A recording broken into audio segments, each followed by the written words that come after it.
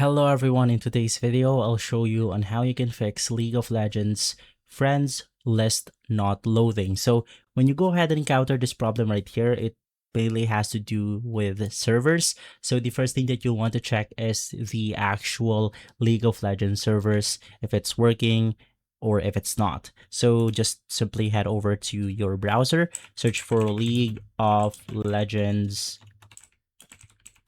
server status, and then head over to the official webpage of Riot Games.